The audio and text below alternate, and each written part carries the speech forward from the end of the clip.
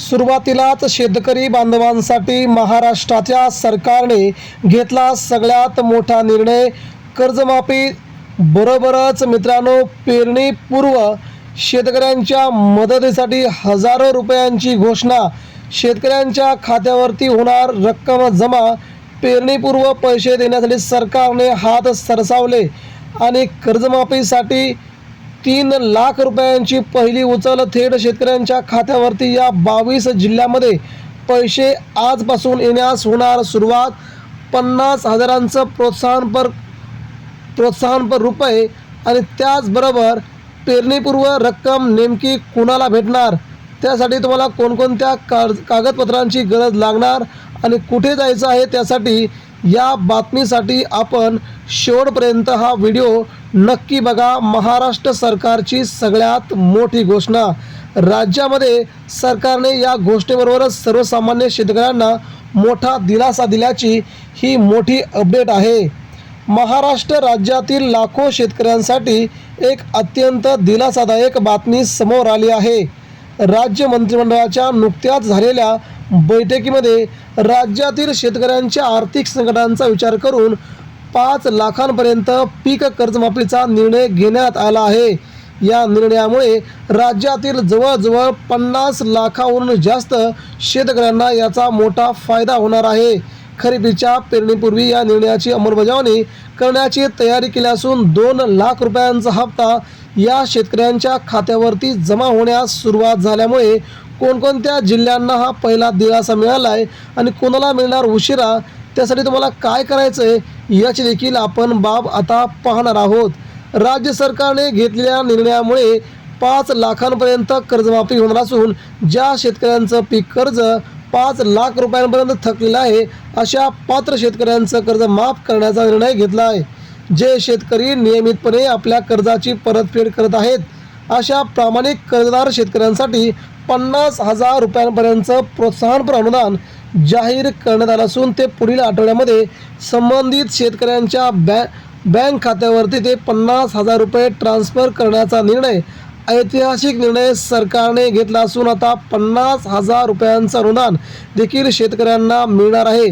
त्यामुळे नियमित कर्ज फेडणाऱ्या शेतकऱ्यांनाही हा मोठा आर्थिक हातभार लागणार असल्याचं यावरून प्रथम दर्शन मिळते. आता कोणकोणत्या बँकेत हे पैसे येणार ते देखील खूप महत्त्वाचं आहे. ज्या शेतकऱ्यांची खाती राष्ट्रीयकृत बँकेमध्ये आहेत त्या बँकेमध्येच हे पैसे येणार असल्याची बातमी सध्या तरी मिळत आहे. ही योजना राष्ट्रीयकृत बँका, व्यापारी बँका, जिल्हा मध्यवर्ती सहकारी बँका आणि ग्रामीण बँकांच्या माध्यमातून राबवली जाणार असली तरी तुमच्या या पैशांची रक्कम राष्ट्रीयकृत बँकेमध्येच पोहोचणार असल्याचं सरकारने म्हटलेलं आहे. त्यामुळे या शेतकरी बांधवांसाठी ही बाब अतिशय महत्त्वाची आहे.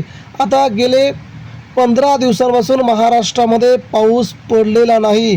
शेतकरी राज्यात जून महिन्यामध्ये पावसाची वाट बघत असतो, परंतु अद्यापर्यंत पाऊस पडला नसल्याने शेतकऱ्यांमध्ये तीव्र संताप आहे. सरकार देखील कोणत्याही प्रकारची मदत करायला तयार नसल्यामुळे सरकारविरोधात देखील सध्या शेतकरी संतापले आहेत. त्यामुळे PM किसानचा हप्ता कधी येणार, लाडक्या बहिणीचे पैसे कधी येणार असे म्हणत कर्जमाफीचे पैसे कधी येणार आणि पीक अनुदान कधी येणार, या सगळ्यांची मागणी शेतकरी करत असताना सरकारने मात्र मोठा निर्णय घेतला आहे. पेरणीपूर्वी पेरणीसाठी आणि खतांसाठी सरकार आता शेतकऱ्यांना अनुदान देणार आहे. नेमकं ते अनुदान शेतकऱ्यांना कसं मिळणार ते देखील आज आपण पाहणार आहोत. पेरणीपूर्वी शेतकरी समाधानी झाले असून खरीपाचा हंगाम तोंडावरती असताना सरकारने घेतलेल्या या निर्णयाचं शेतकरी संघटनांनी स्वागत केलं आहे.